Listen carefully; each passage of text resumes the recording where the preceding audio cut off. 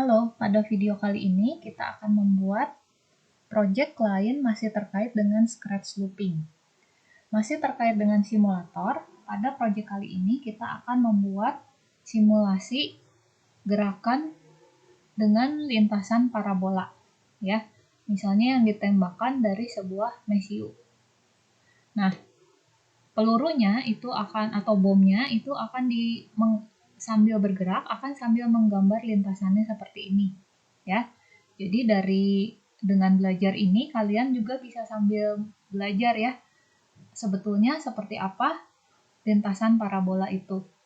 Jadi seperti kalian lihat pada ilustrasi ini, mesiu itu akan membentuk lintasan sudut tertentu terhadap garis sumbu X positif, ya. Sebutlah sudut yang dibentuk itu θ derajat.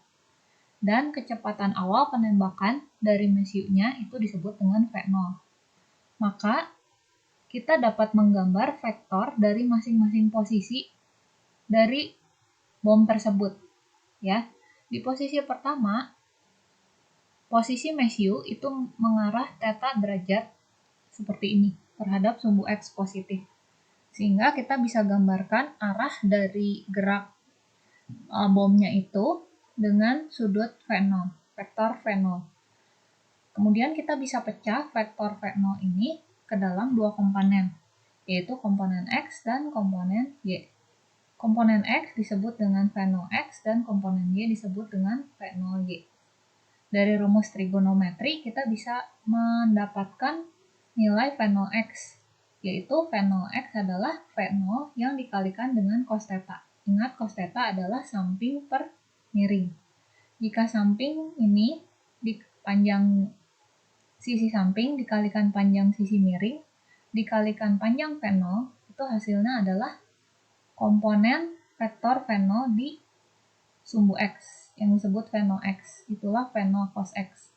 Sementara V0Y itu adalah V0 dikalikan sin θ. Sin θ adalah depan sudut θ, yaitu ini garis tegak dikalikan sisi miringnya dikalikan V0. Dapatlah kalian komponen vektor V0 di sumbu Y.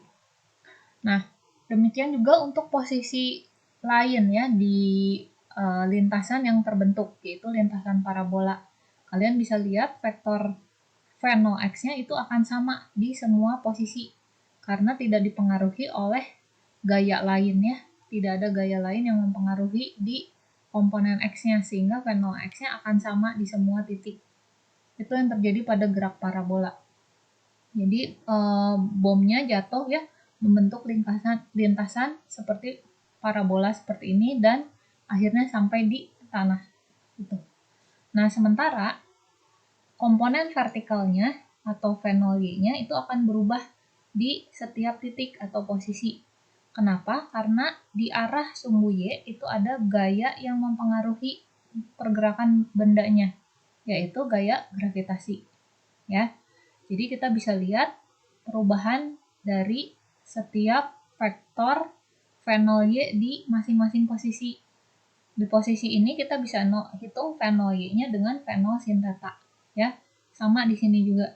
Dan seterusnya sampai di titik tertinggi itu V0Y-nya itu 0. Kecepatannya di titik tertinggi ya, itu 0. Lalu terus berkurangnya di sini ya, membalik ya menjadi negatif dan seterusnya sampai di tanah.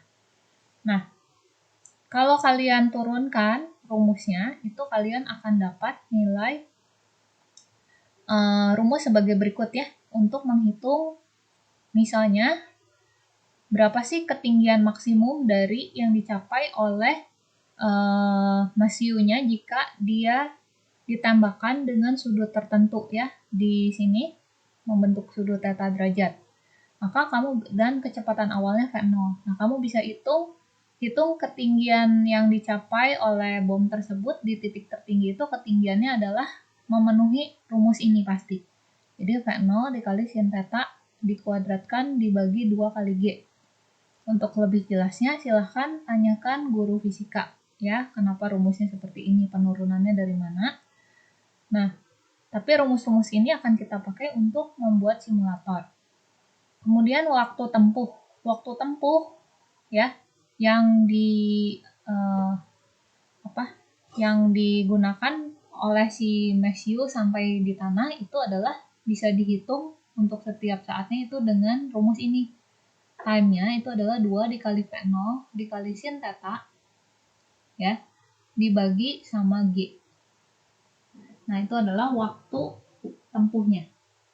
Sementara panjang lintasan mendatar horizontal yang dihitung dari sumbu ini ya, dari 00 di sini sampai di tempat jatuhnya bom, itu dihitung dengan rumus ini D, itu distance horizontalnya itu sama dengan V0 kuadrat dikalikan sin 2 theta dibagi G.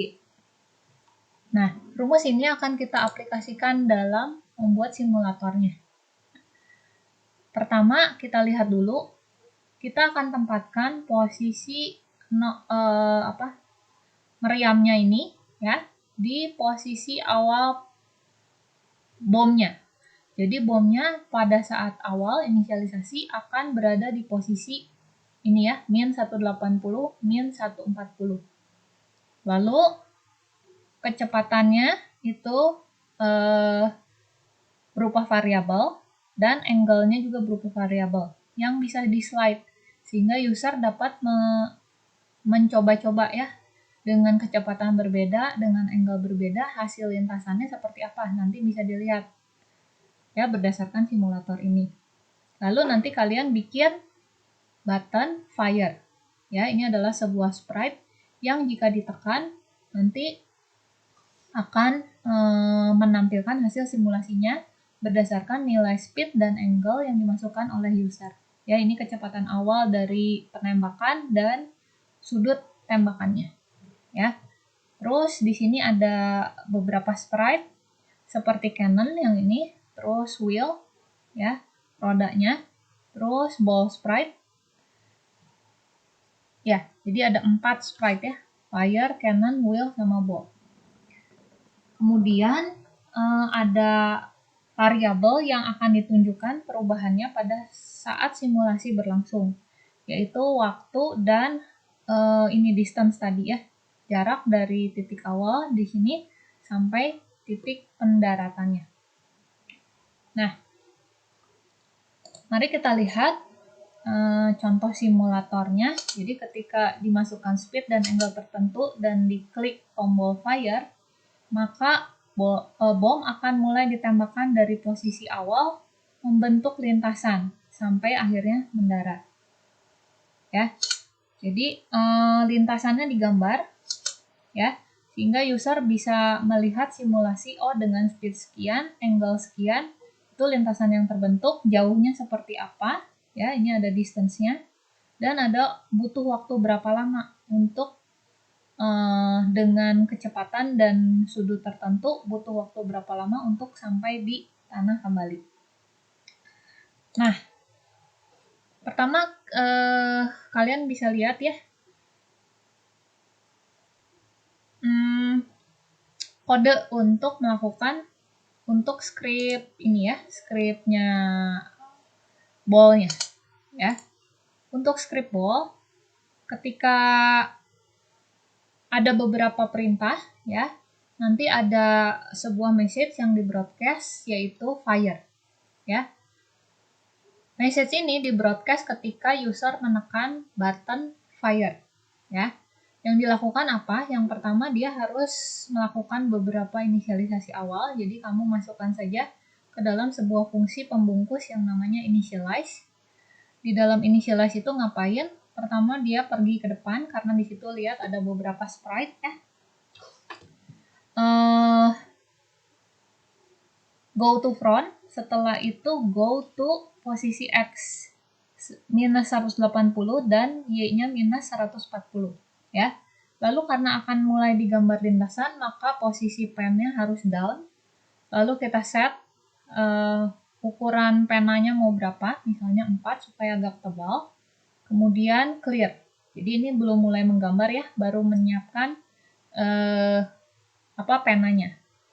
Kemudian ada beberapa variabel yang harus diinisialisasi seperti komponen X untuk vektor V dan komponen Y untuk vektor V. Ya.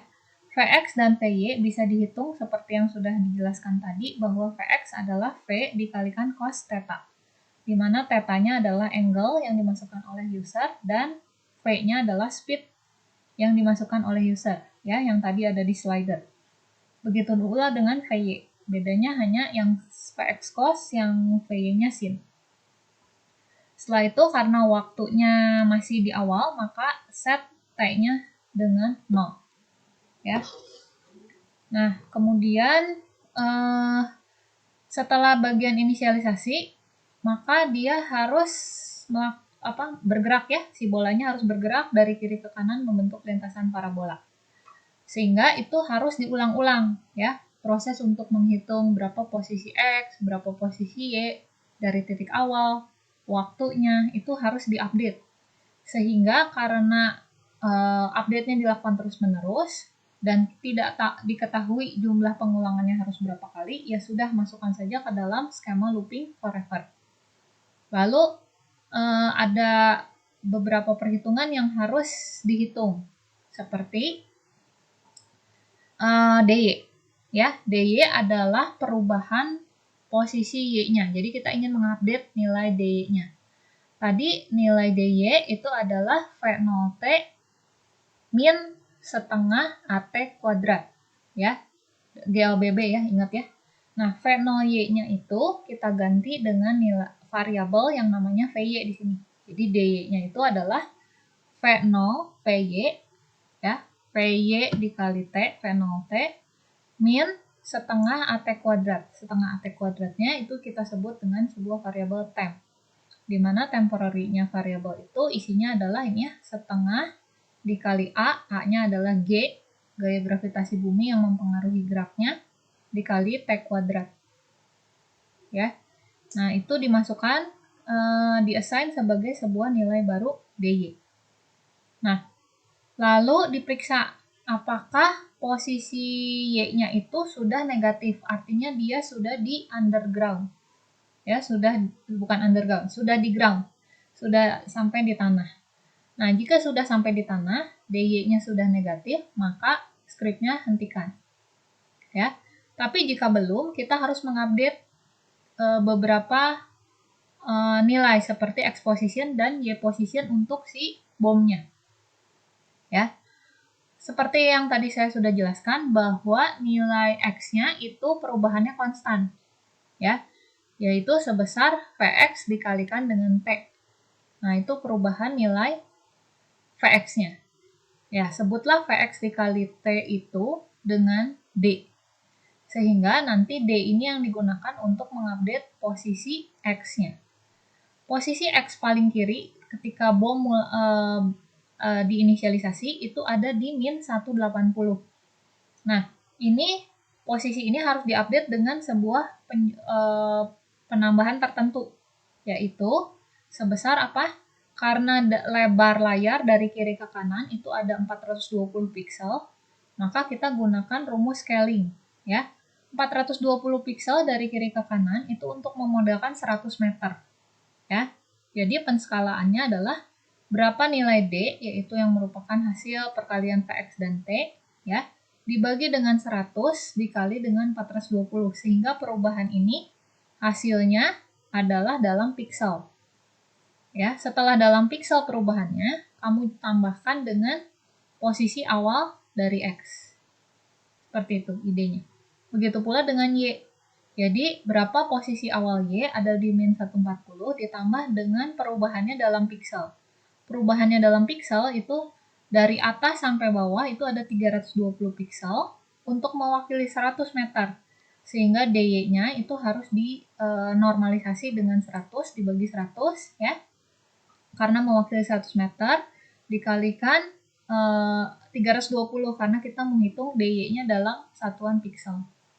Terus ya sudah, go to x positionnya berapa, y positionnya berapa, lalu karena kita mau bikin simulatornya dihitung setiap 0,02 second, maka t-nya kamu ganti dengan 0,02.